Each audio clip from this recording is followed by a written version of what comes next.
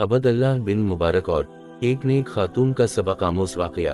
अबदल्लाह बिन मुबारक फरमाते हैं कि मैं अल्लाह के घर का हज करने निकला और इसके नबी की कब्र की ज़ियारत का भी इरादा था, तो मैं अभी रास्ते में था और इस जगह का नाम था सवाद मकाम। वहाँ एक बढ़िया औरत ऊन पहने और ऊन की ओढ़नी ओढ़े पाई। मैंने कहा, अस्सलामु अलैकुम वरहमतुल्लाह वबरकातुहू। इसने जवाब दिया, सलाम परवरिदगार मेहरबान की तरफ से कहा जाएगा। मैंने पूछा, अल्लाह तुझ पर रहम करे, इस जगह क्या कर रही है? इसने जवाब दिया, जिसको अल्लाह गुमराह कर दे इसको कोई राह दिखाने वाला नहीं, और अल्लाह उनको छोड़ देता है उनकी सरकशी में कि वो सरगर्दन फिरते हैं। तो मैं समझ गया कि वो रास्ता गुम कर बैठी है। तो मैंने पूछा, कहाँ जाने का इरादा है? इसने जवाब दिया, वो ज़ात पाक है जो बंदे को मस्जिद हराम यानी खाना काबा से मस्जिद अक़सा तक जिसके गुर्दा गर्द हमने बरकतें रखी है ले गया ताकि हम इसे अपनी कुदरत की निशानियां दिखाएं। बेशक वो सुनने वाला और देखने वाला है। तो मुझे मालूम हो गया कि वो बैतुल मक़दस जाने का इरादा रखती हैं। फिर मैंने पूछा, कितने अरसे से यहाँ हो आप? तो उसने कहा कि परवरिदगार मेरे लिए कोई निशानी मुकर्रर फरमाया। निशानी ये है कि तुम सही सालिम होकर 3 रात दिन लोगों से बातें ना कर सकोगे। फिर मैंने पूछा, किस चीज़ के साथ वज़ू करती हो? इसने जवाब दिया, मोमिनू, जब तुम नशे की हालत में हो, जब तक इन अल्फाज को जो मुंह से कहो समझने ना लगो।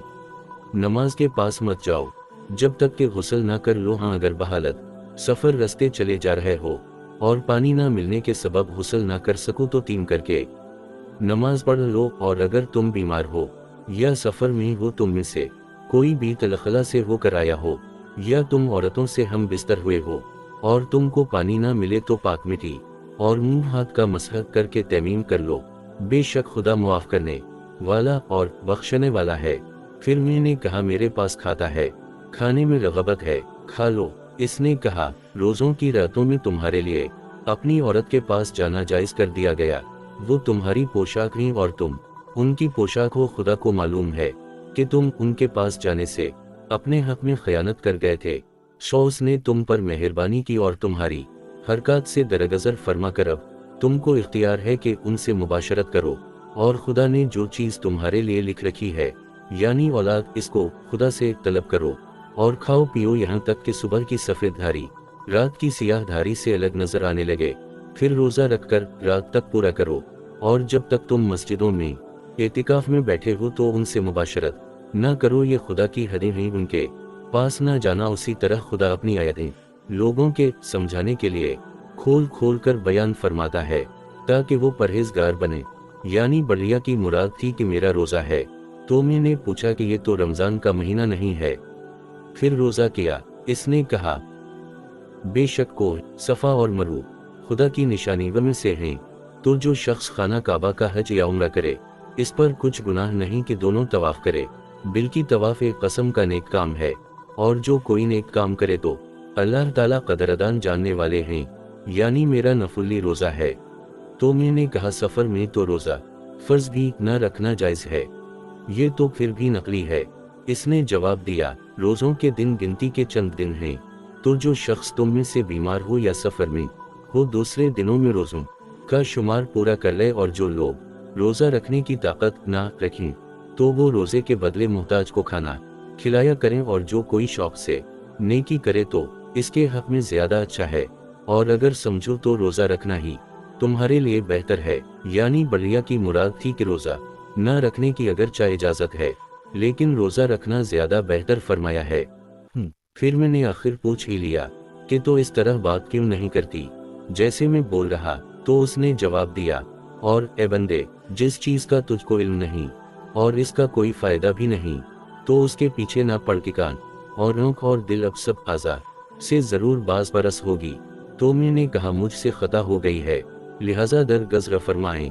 इसने तो कहा, तर्जुमा यूसुफ ने कहा कि आज के दिन तुम पर कुछ अताब नहीं है, खुदा तुमको मुआफ़ करे और वो बहुत रहम करने वाला है। फिर मैंने कहा, क्या तुझे ज़रूरत है कि मैं तुझको अपनी इस ओनटनी पर सवार करके तेरे काफिले तक पहुंचा दूं?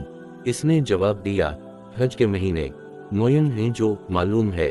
तो जो शख्स इन महीनों में हज की नियत करे तो हज के दिनों में ना औरतों से इख्तिलात करे और ना कोई बड़ा काम करे और ना किसी से झगड़े, और जो नेक काम तुम करोगे वो खुदा को मालूम हो जाएगा।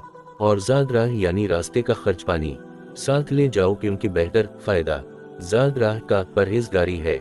और ए अहल अक्ल, मुझसे डरते रहो। तो मैंने अपनी ओनी बिठा दी ताकि वो सवार हो जाए।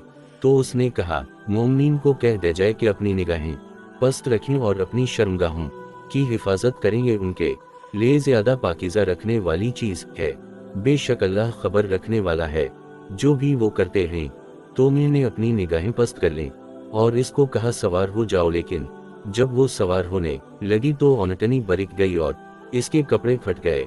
तो कहने लगी, और जो भी तुमको मुसीबत पहुंचती है वो तुम्हारे हाथों की कमाई है, और अल्लाह तो बहुत सी लग्ज़िशें मुआफ कर देता है। मैंने कहा, सब्र करो, मैं इसकी टांगें बांध दूं। तो उसने कहा, तो हमने फैसला करने का तरीका हजरत सुलेमान अलैहि को समझा दिया, और हमने दोनों को हुक्म यानी हुक्म नबुवत और इल्म बख्शा था, और हमने पहाड़ों को दाओ अल्लाह का ताबे कर दिया था कि उनके साथ तस्बीह करते थे, और जानवरों को भी ताबे कर दिया था, और हम ही ऐसा करने वाले थे। तो फिर मैंने ओनटनी के पांव बांधे और इसको कहा सवार हो जाएं। जब वो सवार हो गई तो उसने कहा, ताकि तुम उनकी पीठ पर चढ़ बैठो, और जब इस पर बैठ जाओ फिर अपने परवरिदगार के एहसान को याद करो और कहो कि वो ज़ात पाक है जिसने उसको हमारे ज़ेर फरमा कर दिया और हम में ताकत ना थी इसको बस में कर लेते, और हम अपने परवरिदगार की तरफ लौट कर जाने वाले हैं। तो फिर मैंने ओनटनी की महार था मी और तेज चलने लगा और तेज आवाज जदी गाता जा रहा था उनको तेज चलाने का कलाम। तो उसने कहा, और अपनी चाल में एतदाल किए रह और बोलते वक्त आवाज पस्त रख, क्योंकि ऊंची आवाज गधों की सी है और कुछ नहीं कि सबसे बुरी आवाज गधों की है। तो फिर मैं लगाम था से आहिस्ता आहिस्ता चलने लगा और अशार में गुनगुनाता रहा। तो फिर इसने कहा, तुम्हारा परवरिदगार खूब जानता है कि तुम और तुम्हारे साथ के लोग कभी 2/3 रात के करीब, कभी आधी रात और कभी तन्हाई रात का कयाम करते हो, और खुदा तो रात और दिन का अंदाजा रखता है। इसने मालूम किया कि तुम इसको निभा ना सकोगे, तो उसने तुम पर मेहरबानी की, बस जितना आसानी से हो सके इतना कुरान पढ़ लिया करो। और इसने जाना कि तुम में बाज बीमार भी होते हैं और बाज खुदा के फजल यानी माश की तलाश में मुल्क में सफर करते हैं, और बाज खुदा की राह में लड़ते हैं। तो जितना आसानी से हो सके इतना पढ़ लिया करो, और नमाज पढ़ते रहो और ज़कात अदा करते रहो, और खुदा को नेक और ख़ास नियत से कर्ज देते रहो, और जो नेक अमल तुम अपने लिए आगे भेजोगे इसका खुदा के यहाँ बेहतर और अच्छा सिला पाओगे। और खुदा से बख्शिश मांगते रहो, बेशक खुदा बख्शने वाला मेहरबान है। बढ़िया की मुराद थी कुरान पढ़ना अशार से ज्यादा बेहतर है। फिर मैंने कहा, बेशक आपको खैर कसीर बहुत भलाई दी गई है। तो उसने कहा, अल्लाह वो जिसको चाहता है दानाई बख्शता है, और जिसको दानाई मिली बेशक इसको बड़ी नेमत मिली, और नसीहत को वही लोग कबूल करते हैं जो अक्लमंद हैं।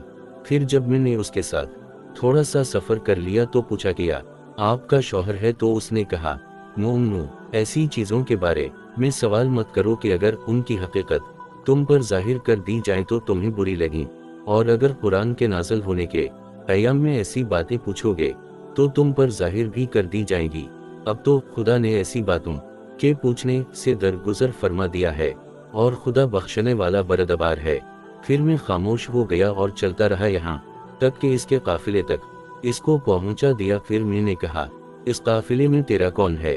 इसने कहा, माल और बेटे तो दुनिया की जिंदगी की रौनक और जीनत हैं, और नेकियां जो बाकी रहने वाली हैं वो सवाब के लिहाज से तुम्हारे परवरिदगार के यहाँ बहुत अच्छी और उम्मीद के लिहाज से बहुत बेहतर है। तो मैंने जान लिया कि काफिले में इसके लड़के हैं।